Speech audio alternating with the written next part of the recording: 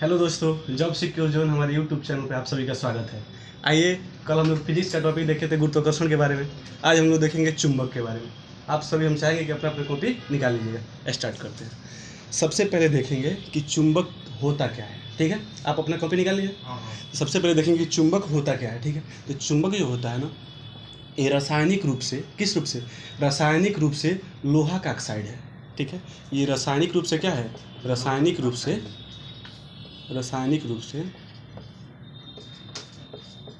लोहा का ऑक्साइड है। किसका ऑक्साइड है? लोहा का ऑक्साइड है। ऑक्साइड जब भी देगा ना, जहाँ भी कहीं आपको ऑक्साइड दिख रहा है, इसका मतलब होता है उस तत्व के साथ या उस धातु के साथ ऑक्सीजन क्या होगा? जुड़ा रहेगा। पहला टॉपिक है कि चुंबक क्या है। तो चुंबक रासायनिक रूप से लोहा का ऑक्साइड है। चुंबक रासायनिक रूप से लोहा का ऑक्साइड है। तो अब बना किससे होता है? तो ये होता है मैग्नेटाइट से। किससे?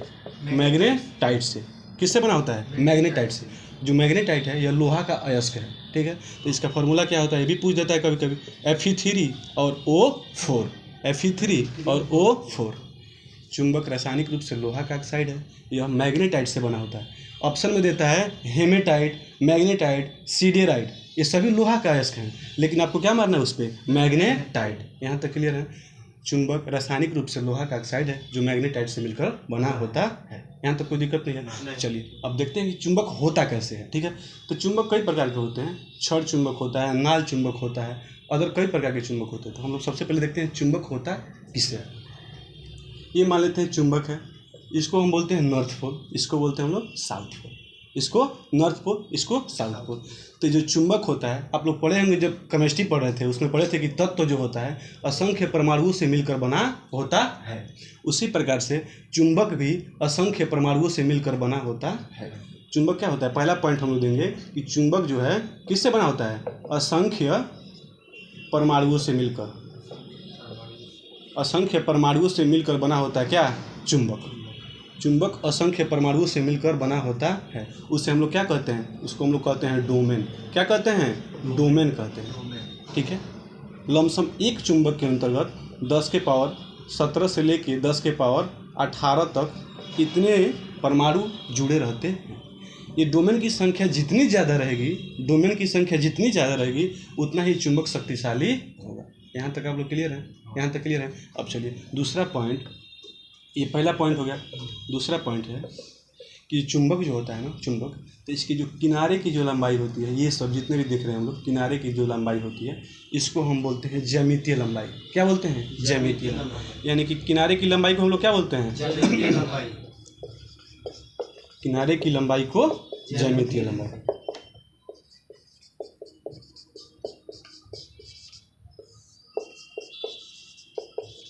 ठीक है, किनारे की लंबाई को क्या बोलते हैं? ज्यामितीय लंबाई। वही अगर हम बीच की बात करें, इसके बीच की लंबाई को, तो बीच की लंबाई को हम लोग क्या बोलते हैं? उसको बोलते हैं चुंबकीय लंबाई। क्या बोलते हैं? चुंबकीय लंबाई। किनारे की लंबाई को ज्यामितीय लंबाई, अब बीच की लंबाई को क्या बोलेंगे? बीच की लंबाई को क्या बोलेंगे? चुंबकीय लंबाई। क्या बोलेंगे? चुंबकीय लंबाई। चुंबकीय लंबाई। यहाँ तक समझ में आ रहा है आप लोगों को? अब एक चीज़ हमको बताइए कि चुंबकीय लंबाई ज़्यादा होगा कि ज्यामितीय लंबाई ज़्यादा होगा? ज्यामितीय लंबाई ज़्यादा होगा। ठीक है, तो पूछता है कभी कभी कि चुंबकीय लंबाई ज्यामितीय लंबाई से कितना ज़्यादा होता है। तो जब हम ज्यामितीय लंबाई को चुंबकीय लंबाई से भाग देंगे तो 0.84 इतना ज़्यादा लंबा होता है। यहाँ तक क्लियर है?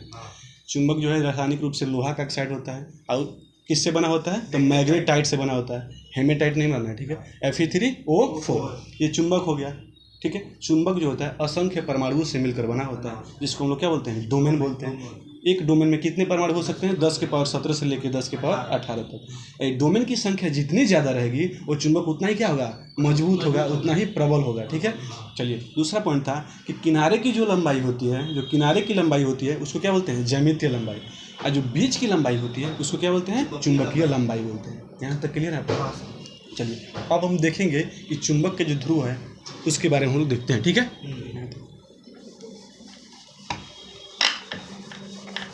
चलिए चुंबक के ध्रुवों के बारे में देखेंगे। किसके बारे में? चुंबक के ध्रुवों के बारे में। ठीक है, तो जैसे कि चुंबक हम लोग देखे थे, ये चुंबक हो गया। तो चुंबक में हमेशा दो ध्रुव होते हैं। कितने ध्रुव होते हैं? दो ध्रुव होते हैं। एक होता है नॉर्थ पोल और एक होता है साउथ पोल। एक होता है नॉर्थ पोल, एक होता है साउथ पोल। चुंबक में कितने ध्रुव होते हैं? दो ध्रुव। इसको बोलते हैं नॉर्थ पोल, इसको बोलते हैं साउथ पोल। यहाँ तक क्लियर है ना? एक बोलते हैं नॉर्थ पोल, एक बोलते हैं साउथ पोल। तो पहला पॉइंट हो गया कि चुंबक में कितने ध्रुव होते हैं? दो ध्रुव होते हैं। और दूसरा पॉइंट है कि जो चुंबक की शक्ति होती है, जो चुंबक की प्रबलता होती है, वह सबसे ज़्यादा कहाँ पे होती है?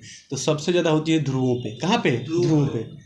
ऑप्शन में देता है कि नॉर्थ पोल पे, एक ऑप्शन देगा कि साउथ पोल पे, एक देगा कि दोनों पे बराबर होती है। तो दोनों पे क्या होती है? बराबर होती है। तो चुंबक की जो चुंबकशीलता होती है दोनों ध्रुवों पे क्या होती है?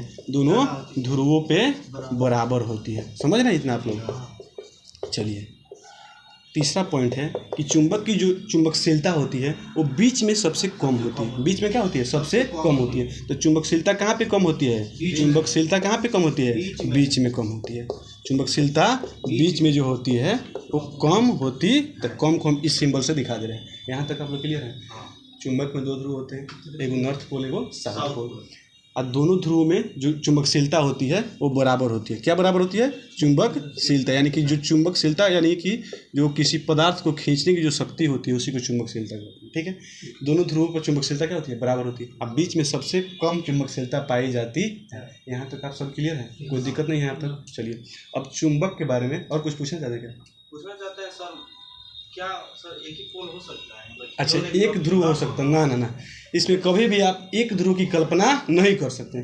चुंबक कितना भी छोटा हो, हमेशा उसमें कितना? दो ही पोल होंगे, नॉर्थ पोल और साउथ पोल। यहाँ तक क्लियर है आप लोग? यानी कि हाँ, ये भी पॉइंट ठीक था कि चुंबक में एक ध्रुव की कल्पना आप नहीं कर सकते हैं। एक ध्रुव की कल्पना नहीं कर सकते हैं।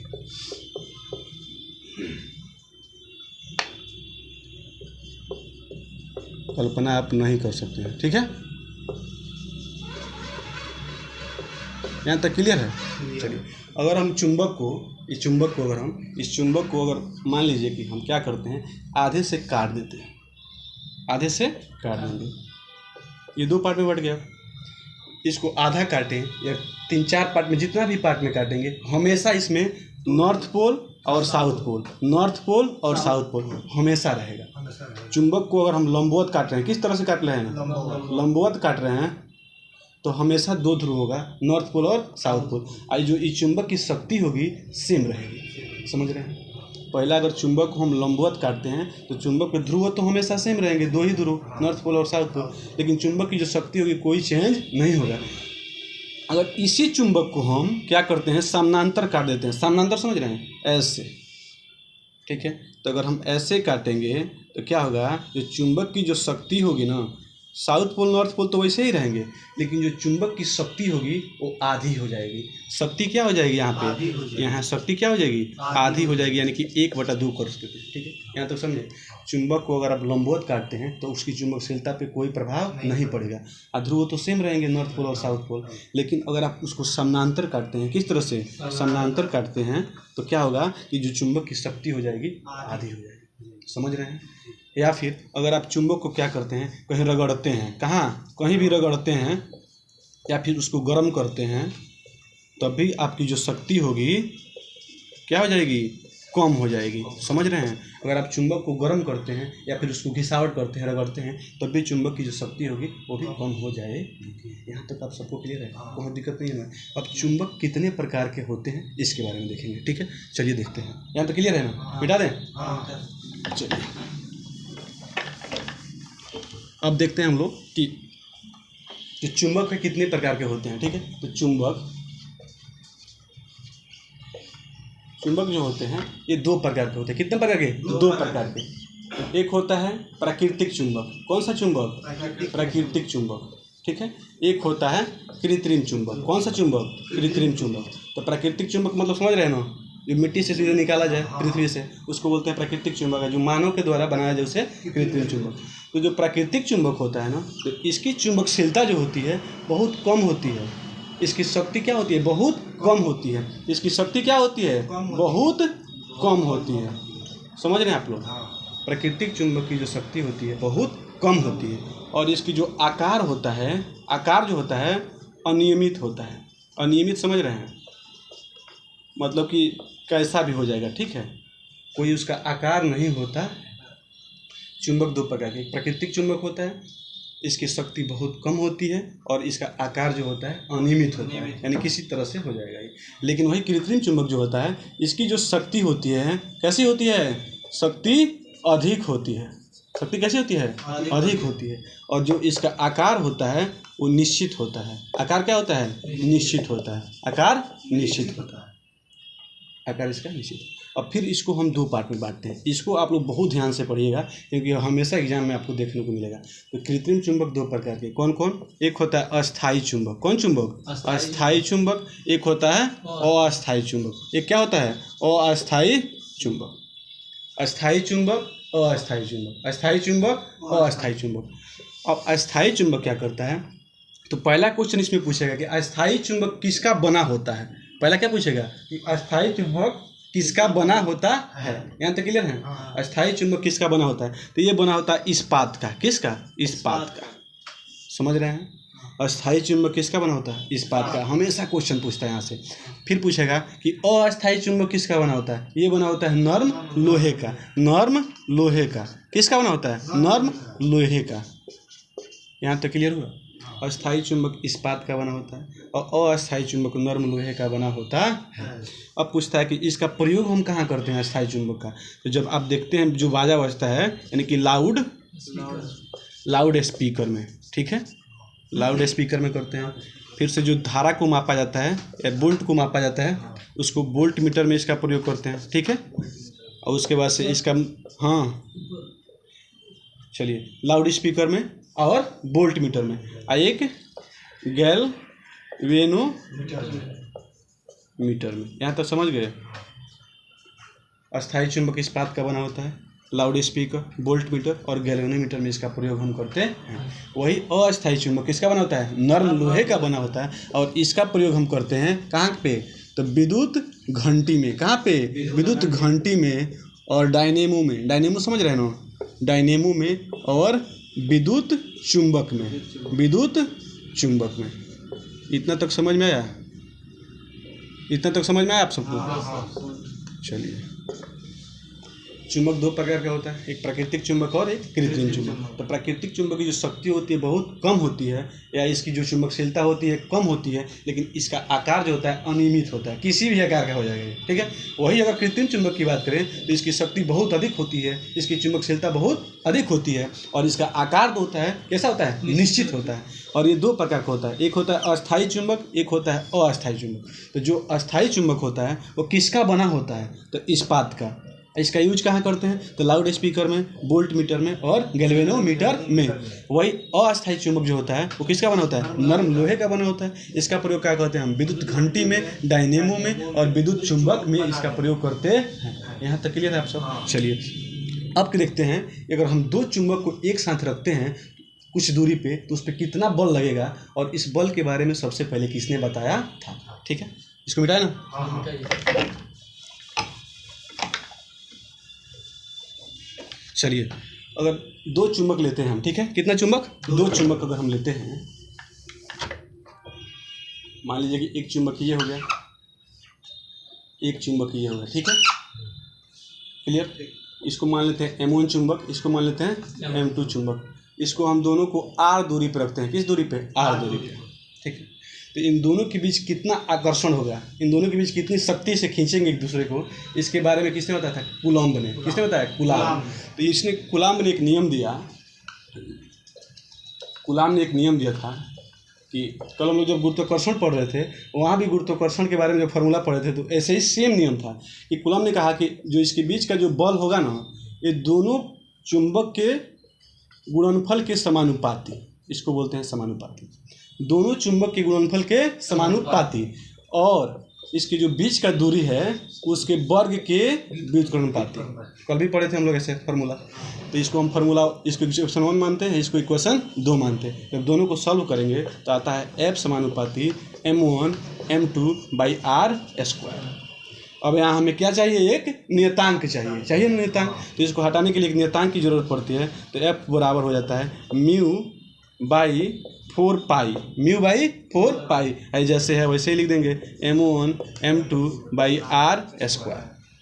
अब पूछता है कि म्यू क्या है, तो म्यू क्या है, परम चुंबकशीलता। क्या कहते हैं उसको, म्यू को क्या कहते हैं, परम चुंबकशीलता, परम चुंबकशीलता।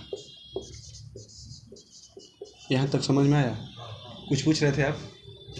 विद्युत धारा में भी हम लोग पढ़े थे। कूलॉम का नियम विद्युत धारा में, हाँ, तो कूलॉम का नियम जब विद्युत धारा पढ़ेंगे ना, तो दो आवेशों के बीच कितना आकर्षण बल लगेगा उसके बारे में भी कूलॉम ने बताया था। तो यहाँ सबसे पहले देख लेते हैं कि कूलॉम यहाँ भी बताते हैं कि दो गो चुंबक होगा तो एक दूसरे के बीच कितना बल लगाएगा, उसके बारे में भी इन्होंने बताया। ठीक है, अब देखते हैं कि एक होता है पार्थिव चुंबक, इतना समझ रहे हैं? पार्थिव का मतलब होता है पृथ्वी, पार्थिव का मतलब पृथ्वी। तो जो हमारा पृथ्वी है ये भी एक चुंबक की ही भांति कार्य करती है। पृथ्वी भी कैसे कार्य करती है, एक चुंबक की भांति। जैसे एक पृथ्वी अपना हो गया, ठीक है, तो ये भी चुंबक की भांति ही कार्य करती है। तो इसका ये तो पता है क्या है, ये ध्रुव है, इतना जानते हैं आप लोग। चलिए, तो पृथ्वी भी एक कैसे काम करती है, चुंबक की भांति। जितना पृथ्वी की व्यास है, पृथ्वी का व्यास कितना है पता है आप लोगों को? नहीं पता है। पृथ्वी का त्रिज्या होता है 6400 किलोमीटर। कितना? 6400 किलोमीटर। तो इसका व्यास कितना हो जाएगा, इसका दुगुना, यानी कि 128 यानी 12800 किलोमीटर।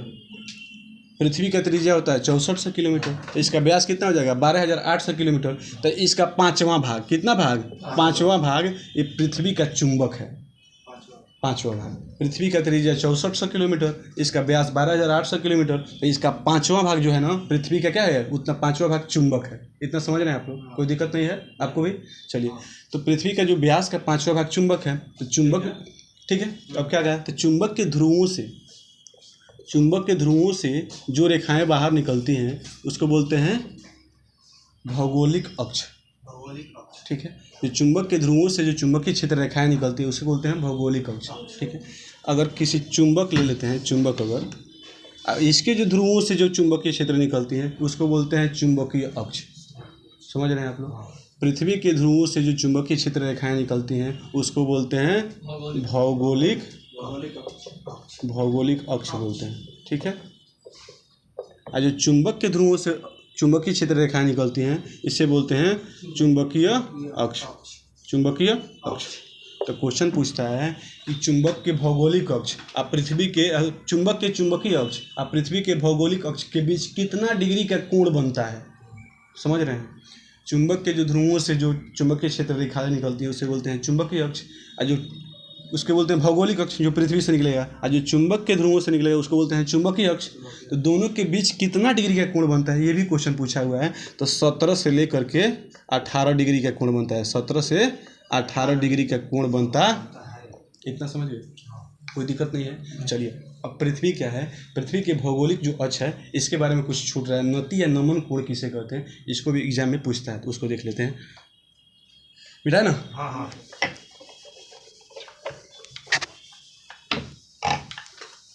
चलिए आगे देखते हैं कि जो ये पृथ्वी था हमारा, ठीक है, पृथ्वी था, ये पृथ्वी है। तो पृथ्वी जो है, दिखाई दे रहा है ये? तो पृथ्वी जो है, पृथ्वी अपने भौगोलिक अक्ष पे कितना डिग्री का कोण बनाती है उसी को क्या बोलते हैं, नति या नमन कोण। पृथ्वी अपने भौगोलिक अक्ष पे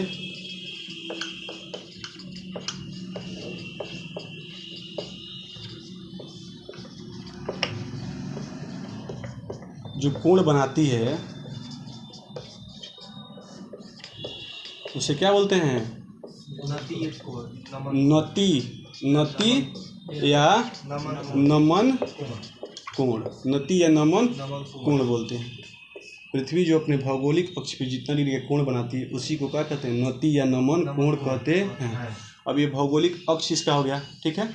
अब क्या होता है, अब क्वेश्चन पूछता है कि नति या नमन कोण ध्रुवों पे कितना होगा, ध्रुवों पे कितना होगा और इसके विषुवत रेखा पे कितना होगा, ये भी क्वेश्चन पूछता है। ठीक है, तो नति या नमन कोण ध्रुव पे कितना होता है। देखिए ये ध्रुव है तो इस पे क्या होता है, लंबवत पड़ता है। ठीक है, जब लंबवत पड़ेगा तो कितना डिग्री कोण बनाएगा, 90 डिग्री।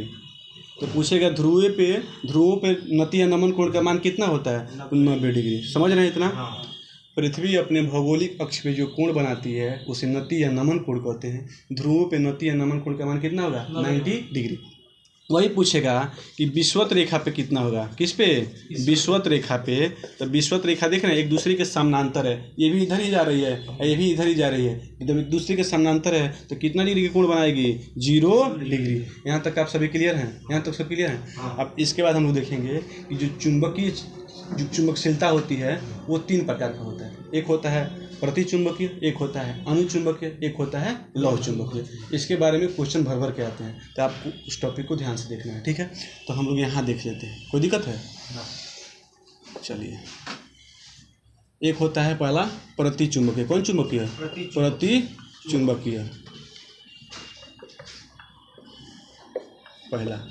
दूसरा होता है अनुचुंबकीय। तीसरा होता है लौह चुंबकीय।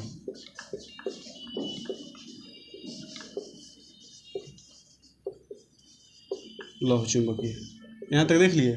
चलिए, प्रतिचुंबकीय क्या करता है, यह जब किसी पदार्थ को चुंबक के पास ले जाएंगे, जब किसी पदार्थ को चुंबक के पास ले जाएंगे तो वह उससे दूर भागता है। क्या करता है? दूर भागता है। जब किसी पदार्थ को चुंबक के पास ले जाएंगे तो उसे क्या करता है? दूर भागता है। उसे क्या कहते हैं? प्रतिचुंबकीय पदार्थ कहते हैं। वही जब अनुचुंबकीय की बात आएगी, जब इस पदार्थ को किसी पदार्थ को चुंबक के पास ले जाएंगे तो थोड़ा सा उसकी ओर आकर्षित करेगा, थोड़ा सा उसकी ओर आकर्षित करेगा। समझ रहे हैं? जब किसी पदार्थ को चुंबक के पास ले जाएंगे तो उससे दूर भागता है, उसे क्या कहेंगे? प्रतिचुंबकीय। जब किसी पदार्थ को चुंबक के पास ले जाएंगे तो चुंबक के पास आता है तो उसे कहते हैं अनुचुंबकीय। और जब किसी पदार्थ को चुंबक के पास ले जाएंगे तो तुरंत उसको खींच लेता है, उसे क्या कहते हैं? जो प्रतिचुंबकीय होता है, क्या होता है? प्रतिचुंबकीय। जब इसको चुंबक के पास किसी पदार्थ को ले जाने पर वो क्या होगा? चुंबक से दूर भागेगा तो उसे कहते हैं प्रतिचुंबकीय। क्या करेगा? ये दूर भागता है, दूर भागता है। कोई दूसरा मार्कर नहीं है? जब किसी पदार्थ को चुंबक के पास ले जाएंगे तो जब दूर भागेगा, क्या भागेगा? दूर भागता है जब, तो क्या हो जाएगा? प्रतिचुंबकीय। ये तो जरूरी है, लेकिन इसका एग्जाम्पल वो सबसे ज़्यादा जरूरी है। इसका एग्जाम्पल बहुत पूछता है, ठीक है। जैसे पानी हो गया, कौन सा हो गया? पानी हो गया। तांबा हो गया, कौन सा हो गया? तांबा हो गया। जस्ता हो गया, ठीक है, जस्ता हो गया। फिर बिस्मथ हो गया, कौन सा हो गया? बिस्मथ हो गया। नमक हो गया, क्या हो गया? नमक हो गया। ये सब क्या हैं? प्रतिचुंबकीय पदार्थ हैं। अनुचुंबकीय, जब किसी पदार्थ को चुंबक के पास ले जाएंगे तो चुंबक से क्या होगा? आकर्षित होगा। चुंबक से आकर्षित होगा। क्या होता है? आकर्षित होगा, लेकिन कम होता है आकर्षित, ठीक है।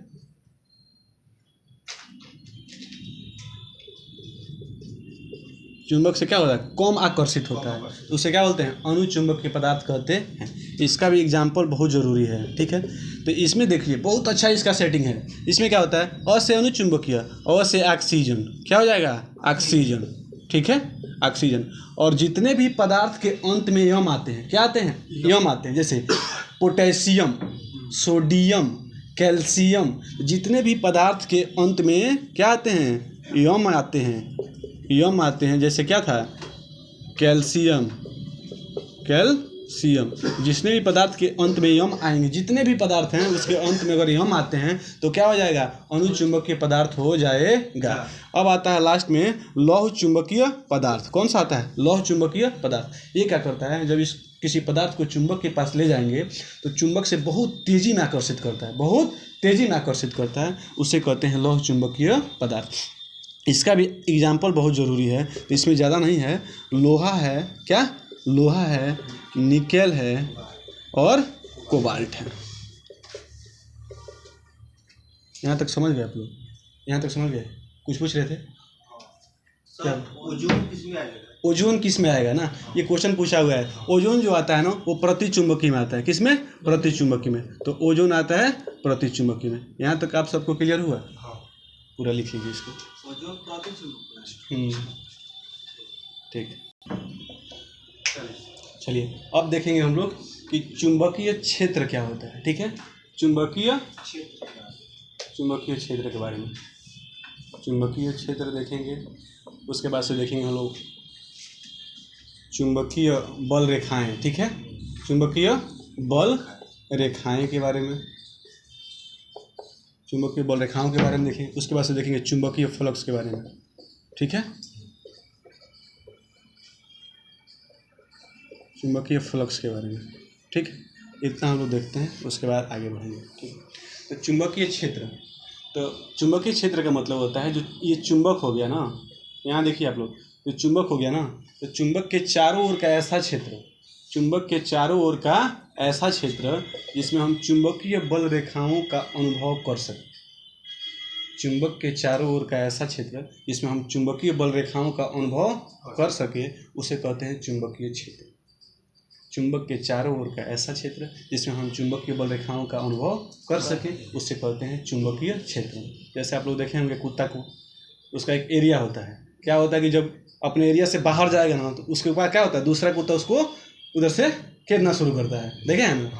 कुत्ता बोल रहा है सर, अच्छा कुत्ता नहीं बोलना है, अच्छा हाँ ठीक है ना, डॉगी अलग चल गया है। अच्छा हाँ ना डॉगी, तो डॉगी अब बोलना है ना, चलिए कोई बात नहीं। अब चुंबकीय बल रेखाओं के बारे में देखते हैं। ठीक है, तो चुंबकीय बल रेखाएं क्या होती हैं, जैसे ये कोई चुंबक हो गया, इसका ये नॉर्थ पोल हो गया, इसका ये साउथ पोल। ये बहुत अच्छा टॉपिक है, इसको ध्यान से देखिएगा।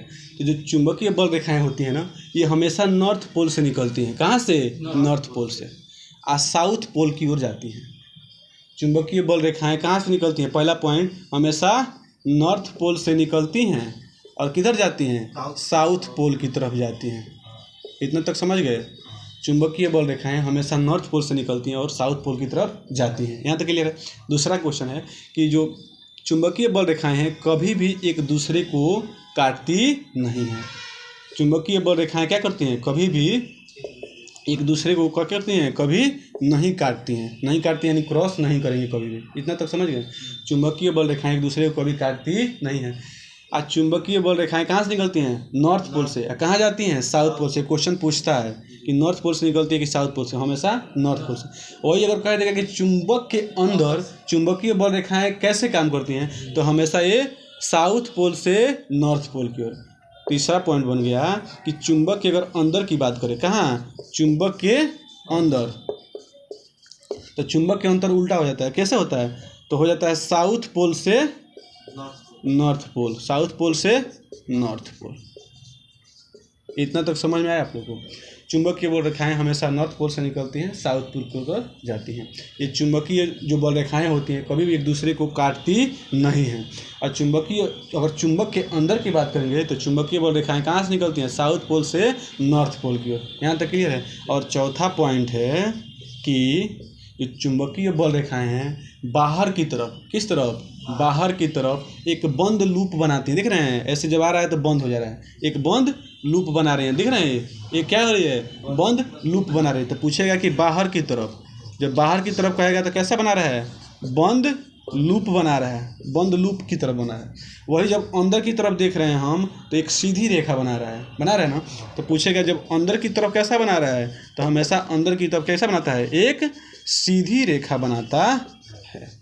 यहाँ तक आप सभी क्लियर हैं?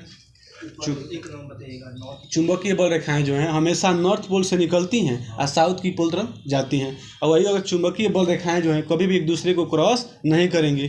और चुंबक के अंदर अगर बात करेंगे तो साउथ पोल से नॉर्थ पोल की तरफ आती हैं। और चुंबकीय बल रेखाएं बाहर की तरफ एक बंद लूप बनाती हैं, वही अंदर की तरफ एक सरल रेखा में होती।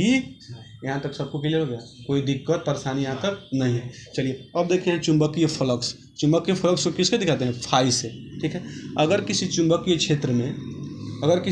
क्षेत्र में अगर लंबवत, क्या अगर किसी, मान लीजिए कि चुंबकीय है, ये चुंबक हो गया, ठीक है, इसका ये चुंबकीय रेखाएं हो गई। अगर किसी चुंबकीय क्षेत्र में चुंबकीय बल रेखाएं एक दूसरे के लंबवत जाती हैं, तो जितने डिग्री के कोण पर घूमती है ना, उसको थीटा मान लेते हैं। ये हो गया चुंबकीय बल रेखाएं हो गई। ठीक है, ये जब किसी चुंबक से चुंबकीय बल रेखाएं निकलती हैं, जो लंबवत जो जितने कोण बनता है उसको थीटा मान लेते हैं। तो इसका एक फार्मूला आता है, फाई बराबर BA cos थीटा। इसका क्षेत्रफल A मान लेते हैं। अगर किसी चुंबक का जिसका क्षेत्रफल A है और उससे चुंबकीय बल रेखाएं B निकल रही हैं और उस पर फाई थीटा डिग्री का कोण बन रहा है, तो इसका फाई का मान क्या होगा? तो इसी से निकालते हैं, फाई बराबर BA cos थीटा। इसी को कहते हैं चुंबकीय फ्लक्स। इसको क्या बोलते हैं? चुंबकीय फ्लक्स। तो इसका मात्रक पूछता है कि इसका SI मात्रक क्या होता है। तो चुंबकीय फ्लक्स का SI मात्रक क्या होता है? चुंबकीय फ्लक्स का SI मात्रक वेबर। ठीक है, वही अगर कहेगा CGS मात्रक क्या होगा? तो गॉस होता है। क्या होता है? गॉस होता है। इतना समझ रहे हैं? चुंबकीय फ्लक्स का एसआई मात्रक वेबर होता है और सीजीएस मात्रक क्या होता है? गॉस होता है। ये दोनों में रिलेशन होता है, ये भी पूछ देता है। एक गॉस, एक वेबर बराबर कितना होता है? एक वेबर। तो एक वेबर बराबर होता है 10 के पावर 4 गॉस। एक वेबर बराबर 10 के पावर 4 गॉस। अब क्या करता है, कभी कभी पूछ देता है एक गॉस बराबर क्या होता है? एक गॉस बराबर क्या होता है? देख रहे हैं 10 के पावर 4 क्या है? गुणा में है, इससे इधर आएगा तो क्या हो जाएगा? भागा में हो जाएगा। तो 1/10 के पावर 4 वेबर। ठीक है, इतना हो जाएगा। जब इसी को जब हम ऊपर लेके जाएंगे प्लस वाले को तो क्या हो जाएगा? माइनस हो जाएगा। यानी कि एक गॉस बराबर 10 के पावर -4 वेबर। इतना समझे आप लोग? कोई दिक्कत परेशानी? चुंबकीय फ्लक्स को फाई से BA cos थीटा होता है। इसका एसआई मात्रक वेबर होता है, सीजीएस मात्रक गॉस होता है। तो एक वेबर बराबर 10 के पावर 4 गॉस। और एक गॉस को अगर हम गॉस के वेबर के रूप में बदलेंगे तो एक गॉस बराबर 10 के पावर -4 वेबर। इसको ध्यान देना है आप लोग को। ठीक है, चलिए। ओह, सीजीएस मात्रक गॉस थोड़े होता है, बोल भी नहीं रहे आप लोग। इसका सीजीएस मात्रक होता है मैक्सवेल। क्या होता है? मैक्सवेल होता है। आप लोग बोल नहीं रहे हैं, इसको मिटाना ही पड़ेगा। एसआई मात्रक वेबर होता है और सीजीएस मात्रक होता है मैक्सवेल। क्या होता है? मैक्सवेल होता है। सीजीएस मात्रक क्या होता है? मैक्सवेल होता है। तो एक वेबर बराबर क्या हो जाएगा? एक वेबर बराबर 10 के पावर 8 मैक्सवेल। 10 के पावर 8 मैक्सवेल। वही अगर इसको हम एक मैक्सवेल बराबर लिखेंगे तो ये 10 के पावर 8 है ना, तो माइनस में हो जाता है। तो एक मैक्सवेल बराबर क्या हो जाएगा? एक मैक्सवेल बराबर 10 के पावर -8 वेबर। ठीक है, पूछ रहे थे आपकी चुंबकीय क्षेत्र का मात्रक। तो इसका एसआई मात्रक होता है टेस्ला। क्या होता है? टेस्ला होता है। क्या होता है? टेस्ला। और इसका जो सीजीएस मात्रक होता है ना, वो होता है गॉस। समझ रहे हैं? इसका एसआई मात्रक होता है टेस्ला और इसका सीजीएस मात्रक होता है गॉस। तो एक टेस्ला बराबर क्या बताए हैं?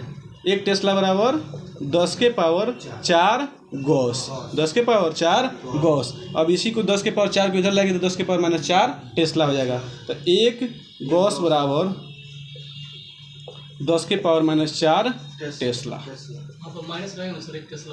कहाँ पे?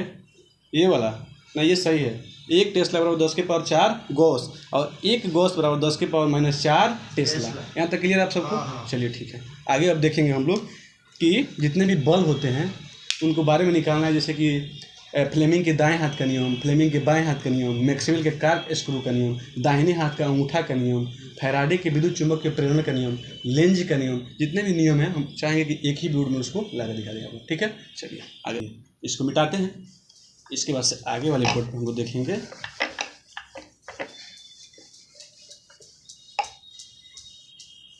अब देखिए, जितने भी नियम इसमें आते हैं, चुंबक में जितने भी नियम होते हैं उसको हम एक ही जगह लिख देते हैं। एक आता है दाहिने हाथ के अंगूठे का नियम।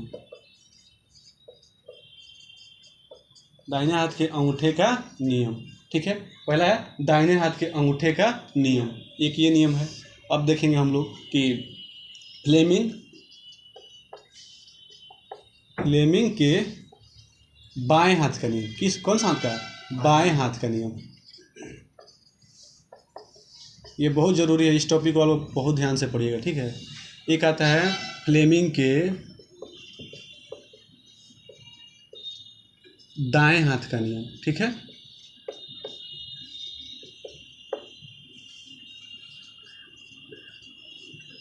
एक आता है, अब फैराडे जो था ना, फैराडे इसने 2 नियम दिया था, इसको भी हम लोग यहीं पे देख लेंगे। ठीक है, क्लियर? चलिए, तो सबसे पहले आता है कि दाहिने हाथ के अंगूठे का नियम। अगर कोई धारावाही चालक है, ठीक है, अगर कोई क्या है, ये धारावाही चालक है और इसमें धारा धारा को हम लोग आई से दिखाते हैं, इसमें धारा आई प्रवाहित हो रही है। अगर किसी धारावाही चालक में धारा आई प्रवाहित हो रही है तो इसमें अगर हमें चुंबकीय क्षेत्र की दिशा निकालना होगा तो कैसे निकालेंगे? तो जो जिस तरफ धारा है ना, उधर हम अपने अंगूठे को कर लेंगे। ठीक है, अब इस तार को हम अपने अंगूठे को इस तरह से पकड़ेंगे, जिधर धारा है उधर अपने अंगूठे को कर लेंगे और इस तार को ऐसे पकड़ेंगे। ठीक है, जैसे धारा ऊपर की तरफ जा रही है तो अंगूठा को हम क्या करेंगे, ऊपर की तरफ कर लेंगे, अंगूठा को ऊपर की तरफ कर लेंगे। और ऐसे क्या करेंगे, इसे जब पकड़ेंगे तो जिधर अंगुलियां हमारी जा रही हैं, अंगुलियां, ये क्या होगी, चुंबकीय क्षेत्र की दिशा होगी। समझ रहे हैं? जैसे हम जब इस तार को अपने दाहिने हाथ से पकड़ेंगे तो अंगूठा जिधर है उधर धारा की दिशा में कर लेंगे अंगूठा को, तो जिधर हमारी अंगुलियां घूमेंगी वो क्या हो जाएगा, चुंबकीय क्षेत्र की दिशा होगी। यानी कि चुंबकीय क्षेत्र की दिशा कैसे हो रही है, ऐसे हो रही है, देख रहे हैं आप लोग, चुंबकीय क्षेत्र की दिशा ऐसे हो रही है। यानी हम किसी तार को जिसमें धारा प्रवाहित हो रही है अगर अपने हाथ से इस प्रकार पकड़ें कि जिधर धारा प्रवाहित हो जाए उधर अंगूठा हो, तो अंगुलियां जो हैं वो हमें चुंबकीय क्षेत्र की दिशा को बताएंगी। ये किसके बारे में बताती हैं, चुंबकीय क्षेत्र की दिशा, चुंबकीय क्षेत्र की दिशा। ठीक है, तो अंगूठा क्या दिखा रहा था बताओ, अंगूठा क्या दिखा रहा है, धारा। तो इस पूछता है कि अंगूठा क्या दिखाता है, धारा। तो फिर अंगुलियां क्या दिखाएंगी, अंगुलियां क्या दिखाएंगे, चुंबकीय क्षेत्र की दिशा, चुंबकीय क्षेत्र की दिशा, चुंबकीय क्षेत्र की।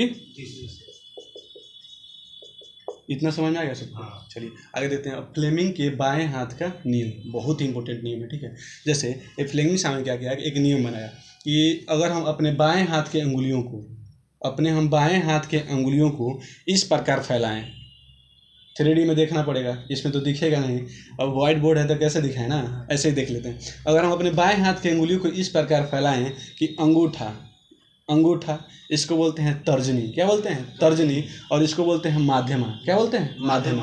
अगर हम अपने बाएं हाथ के अंगुलियों को इस प्रकार फैलाएं कि ये अंगूठा, तर्जनी और माध्यमा, देख रहे हैं, एक दूसरे के 90 डिग्री एंगल पर हो, तब क्या होगा, जो ये अंगूठा होगा चुंबकीय बल की दिशा को बताएगा, ये तर्जनी होगी चुंबकीय क्षेत्र की दिशा को बताएगी, और ये जो माध्यमा होगा वो चुंबकीय धारा यानी केवल विद्युत धारा की दिशा के बारे में बताएगा। समझ रहे हैं? क्या बताएं हम कि जो अंगूठा होगा, अंगूठा क्या दिखाएगा, चुंबकीय बल के बारे में बताएगा, चुंबकीय बल की दिशा बताएगा। वही अगर हम बात करेंगे तर्जनी की, वो क्या दिखाएगा, तर्जनी क्या दिखाएगा, चुंबकीय क्षेत्र दिखाएगा, चुंबकीय क्षेत्र दिखाएगा, चुंबकीय क्षेत्र दिखाएगा। तो जो माध्यमा होगी, माध्यमा क्या दिखाएगी, धारा को दिखाएगी। ठीक है, अब लड़के फंस जाते हैं कि भाई याद कैसे होगा, तो इसके लिए हम ट्रिक बनाए हैं, जैसे कि चुंबकीय क्षेत्र को क्या बोलते हैं, मैग्नेटिक फील्ड, क्या बोलते हैं, मैग्नेटिक फील्ड बोलते हैं। ठीक है, नहीं बल है ना, चुंबकीय बल को बोलते हैं हम लोग, फोर्स को बल बोलते हैं। ठीक है, तो F से लिखेंगे, और चुंबकीय क्षेत्र को बोलते हैं मैग्नेटिक फील्ड, तो इसको M लिखते हैं। और वही बोलेंगे माध्यमा धारा को बोलते हैं हम लोग C यानी कि करंट। ठीक है, तो F से होता है फादर, क्या होता है, फादर। M से होता है मदर, क्या होता है, और C से होता है चाइल्ड। तो इसको याद करने के लिए father mother child, father mother child, father mother child, father mother child. Father यानी कि फोर्स यानी चुंबकीय बल, एम यानी मदर यानी मैग्नेटिक फील्ड यानी चुंबकीय क्षेत्र, और सी यानी करंट, समझ गए, यानी कि धारा, चाइल्ड यानी कि धारा। यहाँ तक क्लियर है? अब क्वेश्चन पूछता है कि बाएं हाथ का नियम क्या बताता है। तो बाएं हाथ का नियम क्या बताता है, बाएं हाथ का जो नियम है ना, ये बल के बारे में बताता है। किसके बारे में, बल के बारे में बताता है। बाएं हाथ का नियम क्या बताता है, बल के बारे में बताता है। किसके बारे में, बल के बारे में। ये कहाँ काम करता है, विद्युत, ये कहाँ काम करता है, बाएं हाथ का नियम क्या दिखाता है, बल के बारे में बताता है। यहाँ तक कोई दिक्कत नहीं ना आप लोग को? चलिए आगे देखेंगे अब फ्लेमिंग के दाएं हाथ का नियम। फ्लेमिंग के दाएं हाथ का नियम, फ्लेमिंग के बाएं हाथ का जो नियम था ये बल के बारे में बताता है, और इसका हम प्रयोग करते हैं विद्युत मोटर में। कहाँ, विद्युत मोटर में, दिख रहा है जी।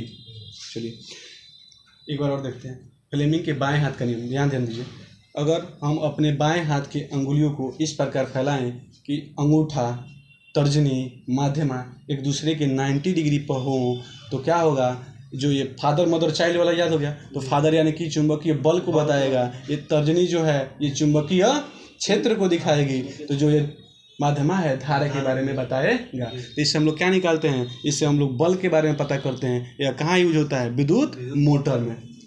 ब से बाएं, अब ब से बॉल, ब से बाएं, अब ब से बॉल। यहाँ तक याद हो गया। अब देखेंगे फ्लेमिंग के दाएं हाथ का नियम, सेम वही कंडीशन है। अब इसमें क्या करना है, अपने दाएं हाथ के अंगुलियों को इस प्रकार से फैलाना है कि तीनों एक दूसरे क्या हों, लंबवत हों। अब 3D तो है नहीं कि दिख जाएगा, ठीक है। तो एक दूसरे को इस प्रकार फैलाएं कि एक दूसरे से क्या हो, तीनों लंबवत हो। तो इसमें क्या होता है, सेम ये दो तो चेंज नहीं होंगे, ऐसे ही रहेंगे, ठीक है। ये क्या कर रहा है, चुंबकीय क्षेत्र को ही दिखाएगा। इसमें भी अंगूठा चेंज हो जाएगा, अंगूठा ये चालक की गति को दिखाएगा। किसको, चालक की गति को दिखाएगा। इतना ही केवल अंतर करना है कि अंगूठा चालक की गति को दिखाएगा, बाकी जो तर्जनी है ये क्या दिखाएगी, चुंबकीय क्षेत्र दिखाएगी, चुंबकीय क्षेत्र दिखाएगी। और जो माध्यमा है क्या दिखाएगी, धारा दिखाएगी। यहाँ तक क्लियर है। जब अब इसको बाएं हाथ को फैलाए थे, इसमें दाहिने हाथ को फैलाना है, एक दूसरे को लंबवत करना है 90 डिग्री पे, तो क्या होगा, अंगूठा चालक की गति को दिखाएगी, तर्जनी चुंबकीय क्षेत्र को दिखाएगा, माध्यमा धारा को दिखाएगा। तो सेम कंडीशन है इसका, केवल अंगूठा इसमें चुंबकीय बल को दिखा रहा था, इसमें चालक की गति को दिखाएगा। चलिए अब ये दाएं हाथ का जो नियम है कहाँ पे लगता है, तो दाएं हाथ के नियम से क्या निकालते हैं, तो दाएं हाथ के नियम से हम पता करते हैं धारा के बारे में। किसके बारे में, धारा के बारे में। तो सीधे पूछता है, दाएं जो लिखेंगे ना, तो डी से क्या होता है, द होता है, और डी एच से ध होता है। तो इसमें भी डी आ जा रहा है, इसमें भी डी आ जा रहा है। तो याद करने का एक थोड़ा सा मतलब मेथड हो जाएगा कि दाएं हाथ का नियम तो धारा के बारे में बताएगा, ठीक है। और एक कहाँ काम करता है, तो ये काम करता है डायनेमो में या जनरेटर में। कहाँ पे, डायनेमो में, डायनेमो में और जनरेटर में। अब कई बार क्या होता है, लड़के भूल जाते हैं कि कहाँ विद्युत मोटर मारना है और कहाँ जनरेटर मारना है। तो हमको जहाँ तक लगता है कि ज़्यादा लोग दाहिने हाथ वाला होंगे, तो जनरेटर किस हाथ से चालू करते हैं, दाहिने हाथ से चालू करते हैं। तो यार दाएं हाथ का नियम विद्युत जनरेटर, याद हो गया सबको। अब आते हैं फैराडे का नियम, ठीक है। तो विद्युत चुंबकीय प्रेरण के बारे में कौन नियम दिया था, फैराडे। विद्युत चुंबकीय प्रेरण के बारे में बताया था, विद्युत चुंबकीय प्रेरण का नियम कौन दिया था, फैराडे। पूछेगा सीधे क्वेश्चन कि विद्युत चुंबकीय प्रेरण का नियम किसने दिया था, फैराडे। ये दो गो नियम दिया था। पहला नियम ये था कि अगर कोई कुंडली बंद है, अगर किसी बंद कुंडली में चुंबकीय क्षेत्र रेखाओं में परिवर्तन किया जाता है, अगर किसी बंद कुंडली में चुंबकीय क्षेत्र रेखाओं में क्या किया जाता है, परिवर्तन किया जाता है, तो उसमें विद्युत वाहक बल उत्पन्न हो जाता है। समझ रहे हैं जी। अगर किसी बंद कुंडली में, किस कुंडली में, बंद कुंडली में चुंबकीय क्षेत्र रेखाओं में परिवर्तन किया जाता है, तो उसमें क्या उत्पन्न होता है, विद्युत वाहक बल उत्पन्न हो जाता है। लिख दे क्या, किसी बंद कुंडली में चुंबकीय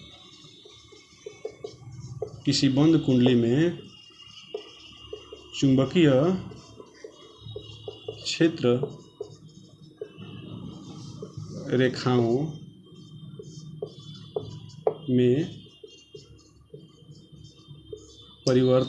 में परिवर्तन किया जाता है, तो क्या होता है, विद्युत वाहक बल क्या होता है, उत्पन्न हो जाता है।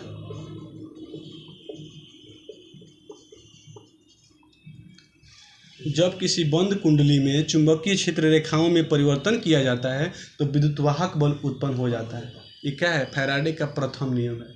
अब दूसरा नियम देखिए कैसे कर रहे हैं। ये दूसरा नियम क्या कर रहे हैं कि जो ये विद्युत वाहक बल जो उत्पन्न हुआ है ना, वो चुंबकीय क्षेत्र रेखाएं, इसको फ्लक्स भी बोल सकते हैं, इसके परिवर्तन का समानुपाती होता है। समझ रहे हैं। किसी बंद कुंडली में चुंबकीय क्षेत्र रेखाओं में अगर परिवर्तन किया जाए या चुंबकीय फ्लक्स में परिवर्तन किया जाए, तो क्या होगा, विद्युत वाहक बल उत्पन्न हो जाएगा। क्लियर। और वही जो विद्युत वाहक बल उत्पन्न हुआ है ना, यह विद्युत वाहक बल चुंबकीय फ्लक्स में परिवर्तन के दर के समानुपाती होता है। इसको चुंबकीय क्षेत्र को आप चुंबकीय फ्लक्स भी लिख सकते हैं। क्या लिख सकते हैं, चुंबकीय फ्लक्स। इतना समझ रहे हैं। अगर किसी बंद कुंडली में चुंबकीय फ्लक्स में परिवर्तन किया जाए, तो उसमें क्या होगा, विद्युत वाहक बल उत्पन्न हो जाएगा। इतना क्लियर है। अभी जो विद्युत वाहक बल उत्पन्न हुआ है ना, वो चुंबकीय फ्लक्स के परिवर्तन के समानुपाती होगा। ये किस नियम के कारण, दूसरा। विद्युत वाहक बल जो होगा, विद्युत वाहक बल चुंबकीय फ्लक्स परिवर्तन के क्या होगा, समानुपाती।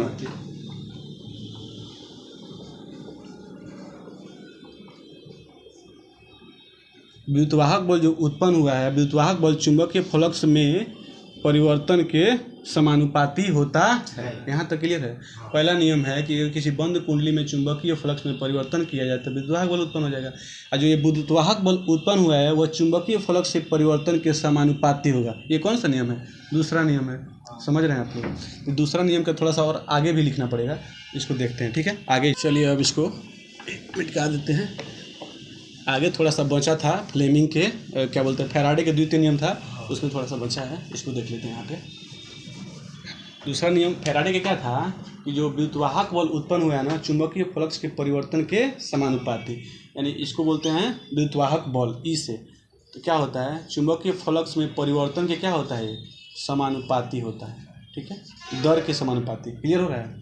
तो ये चुंबकीय फ्लक्स को फाई से बताते हैं। तो फाई में जो परिवर्तन हुआ है, पहले था फाई 1, बाद में हो गया फाई 2, तो कितना परिवर्तन हुआ है घटा के चेक करेंगे। तो यही जो परिवर्तन हुआ है इसी को बोलते हैं फैराडे का द्वितीय नियम।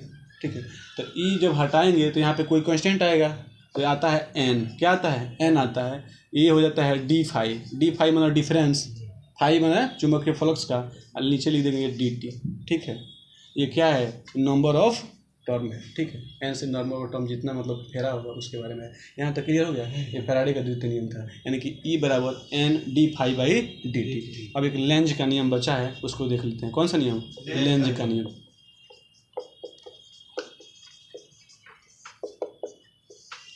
लेंज का नियम कुछ नहीं है, जो है नियम इसी को क्या गया है, केवल उलाट दिया है। ठीक है, जो विद्युतवाहक बल उत्पन्न हुआ था ना उसी कारण का विरोध करता है जिससे यह उत्पन्न हुआ है। समझ रहे हैं? विद्युतवाहक बल उसी कारण का विरोध करता है जिससे यह उत्पन्न हुआ है, जिससे उत्पन्न हुआ है उसी का क्या करता है, विरोध करता है। तो फॉर्मूला यही रहेगा, केवल क्या करेंगे उसके आगे माइनस लगा देते हैं। ठीक है, D phi by D T. ये माइनस क्या दिखा रहा है कि विरोध कर रहा है, विरोध करेगा। हाँ, जैसे चुंबकीय फ्लक्स में कोई परिवर्तन करते हैं तो विद्युतवाहक बल उत्पन्न होता है, तो विद्युतवाहक बल उसी से जिससे उत्पन्न हुआ है यानी चुंबकीय फ्लक्स के परिवर्तन के दर का क्या करता है, विरोध करता है। तो उसी को हम माइनस से दिखाए थे, ई बराबर minus N D phi by D T. यह क्या करता है, लेंज का जो नियम होता है ऊर्जा संरक्षण के सिद्धांत पर कार्य करता है। कई बार पूछा है। ठीक है, ऊर्जा संरक्षण के सिद्धांत पर कार्य करता है।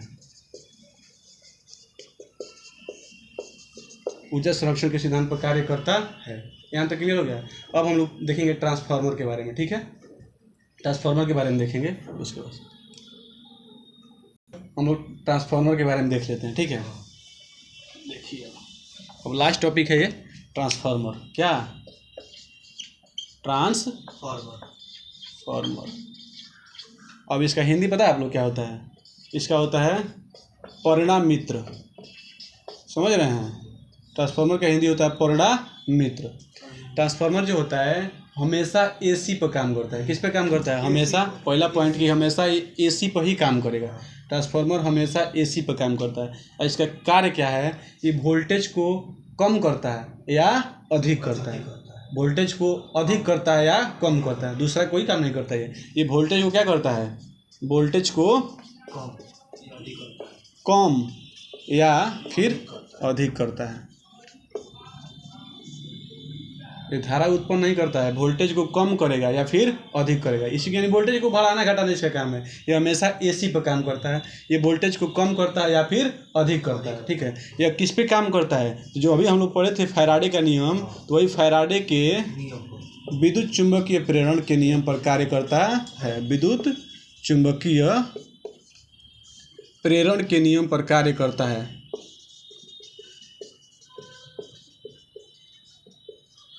कार्य करता है, इतना समझ गए? ट्रांसफार्मर एसी पर काम करता है, या वोल्टेज को कम करता है या फिर अधिक करता है, या फैराडे के विद्युत चुंबकीय प्रेरण के नियम पर कार्य करता है। फैराडे देखिए कैसे होता है ट्रांसफार्मर। तो ट्रांसफार्मर मतलब मेनली रूप से हम लोग ऐसे बना के देख सकते हैं, ऐसे होता है ट्रांसफार्मर। ठीक है, ठीक है। तो ये जो इसका कोर होता है ना, कोर, ये भी पूछ देता है किसका बना होता है। तो इसका जो कोर होता है ये बनाता है सिलिकॉन इस्पात का। किसका? सिलिकॉन इस्पात का। सिलिकॉन इस्पात का बना होता है। ठीक है, और इसके ऊपर जो कुंडली लगी होती है, जो कुंडली ये लगी होती है ना, ये बनी होती है कॉपर की। कुंडली किसकी बनी होती है? कॉपर की। कुंडली बनी होती है इसकी कॉपर की। यहाँ तक कि ये ट्रांसफार्मर हमेशा एसी पर कार्य करता है, या वोल्टेज को कम करता है या फिर अधिक करता है। फैराडे के विद्युत चुम्बकीय प्रेरण के नियम पर कार्य करता है। जो इसकी कोर बनी होती है वो सिलिकॉन इस्पात की बनी होती है, और जिसकी कुंडली बनी होती है वो कॉपर की बनी होती है। ठीक है। यह अब चौथा पॉइंट देख लेते हैं कि यह स्वप्रेरण, कौन सा प्रेरण? स्वप्रेरण या फिर अनुन्य प्रेरण। कौन सा प्रेरण? अनुन्य प्रेरण पर कार्य करता है। समझ रहे हैं इतना? ठीक है। आप कुछ पूछ रहे थे? हाँ। अच्छा, अगर ट्रांसफार्मर में डीसी धारा दिया जाए तो क्या होगा? तो जब डीसी धारा दीजिएगा ना, तो ये जिसका कॉइल है ना, ये जल जाएगा। बहुत अच्छा क्वेश्चन था। अगर आप ट्रांसफार्मर में डीसी धारा देंगे तो क्या होगा? कॉइल इसका क्या हो जाएगा? जल जाएगा। ये भी क्वेश्चन बहुत अच्छा था। पहला कि हमेशा एसी पर काम करता है, वोल्टेज को कम करता है, अधिक करता है। फैराडे के विद्युत चुम्बकीय प्रेरण पर काम करता है। या स्वप्रेरण और अनुन्य प्रेरण दोनों पर कार्य करता है। अगर ट्रांसफार्मर में डीसी धारा देते हैं तो कॉइल उसका क्या हो जाएगा? जल जाएगा। अब ये ट्रांसफार्मर दो प्रकार का होता है। ठीक है। एक होता है उपचायी ट्रांसफार्मर। ठीक है। एक होता है औपचायी ट्रांसफार्मर। ध्यान से देखिए आप लोग। एक होता है उपचायी ट्रांसफार्मर, एक होता है औपचायी ट्रांसफार्मर। ये क्या करता है? इसका काम है कि ये लो वोल्ट को, अगर लो वोल्ट है ना, लो वोल्ट को क्या करेगा? लो वोल्ट को हाई वोल्ट में क्या करेगा? हाई वोल्ट में। उपचाई वाला ना सर? हाँ, उपचाई वाला। ये लो वोल्ट को हाई वोल्ट में, और जो अपचाई है सेम इसका उल्टा, यानी कि ये क्या करेगा? हाई वोल्ट को क्या करेगा? लो वोल्ट में। समझ गए? लो वोल्ट में देखते हैं। ठीक है। लो वोल्ट को हाई वोल्ट में तो अपचायी ट्रांसफार्मर, और हाई वोल्ट को लो वोल्ट में तो अपचायी। ये था उपचायी ट्रांसफार्मर, ये है अपचायी। अब क्या होता है इसमें? जैसे ये ट्रांसफार्मर है ना, इसमें ये प्राथमिक कुंडली होती है। कौन सी कुंडली? प्राथमिक कुंडली। ये होती है द्वितीयक कुंडली। ठीक है। तो इसमें प्राथमिक कुंडली पे फेरू की संख्या जो होती है कम होती है। प्राथमिक कुंडली पे जो फर्स्ट कुंडली है उस पर फेरू की संख्या क्या होती है? फेरू की संख्या कम होती है। ठीक है। कम को हम इस तरह से दिखा दे रहे हैं। और वही अगर दूसरी कुंडली में फेरू की संख्या ज़्यादा होती है। ठीक है। दूसरी कुंडली में फेरू की संख्या क्या होती है? ज़्यादा होती है। इतना समझ रहे हैं? अपचायी ट्रांसफार्मर लो वोल्ट को हाई वोल्ट में बदलता है। इसमें प्राथमिक कुंडली में फेरू की संख्या कम होती है, और दूसरा कुंडली में जो होता है फेरू की संख्या क्या होती है? ज़्यादा होती है। इसी का सेम उल्टा इसमें क्या होता है? इस ट्रांसफार्मर में प्राथमिक कुंडली में फेरू की संख्या क्या होता है? ज़्यादा होता है। क्या होता है? ज़्यादा होता है। ये प्राथमिक कुंडली है। ठीक है। और द्वितीय कुंडली में फेरू की जो संख्या होती है, फेरू की संख्या कम होती है। यह है द्वितीय कुंडली। इतना समझे आप लोग? ठीक है। ये वीडियो को आप लोग अंत तक देखते रहिए। हमको आशा है, पूर्ण विश्वास है कि आप वीडियो को पूरा देखेंगे और ज़रूर आपके किसी भी एग्जाम में ये बहुत ही फायदेमंद होगा। जय हिंद।